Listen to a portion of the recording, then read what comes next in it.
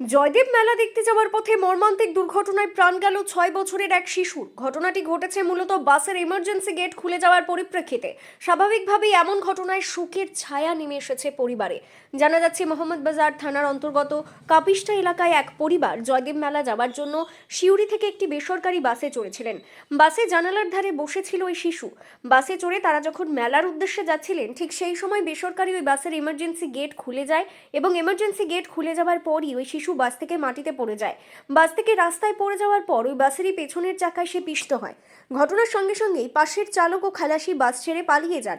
অন্যদিকে এই ঘটনার পরিপ্রেক্ষিতে সিউড়ি থানার পুলিশ ঘটনাস্থলে পৌঁছে এবং ওই শিশুকে উদ্ধার করে সিউড়ি সুপার স্পেশালিটি হাসপাতালে নিয়ে যায়। ওই শিশুর দেহ ময়না তদন্তের পর পরিবারের হাতে তুলে দেওয়া হবে। বাচ্চাটার লকটা খুলে গেল, দিয়ে পড়ে গেল গেটের সামনে, কেবিনের বাইরে নিয়ে লকটা খুলে গেল আর ছেলেটা পড়ে গেল। মেলা মেলা মেলা কতজন মিলে যাচ্ছিলেন? চারজন। চারজন মিলে। আপনার কে হয়েছে, মারা গেছে বাচ্চা? এটা আমার শালার ব্যাটার দেখা। এমন দুর্ঘটনাটি ঘটে সিউড়ি থানার অন্তর্গত এলাকায়। সিউড়ি বাসস্ট্যান্ড থেকে 18 নম্বর জাতীয় সড়ক ওঠার মুখেই অর্থাৎ রবীন্দ্রপল্লী রোডে মৃত শিশুর নাম সূর্য দাস। 10টা।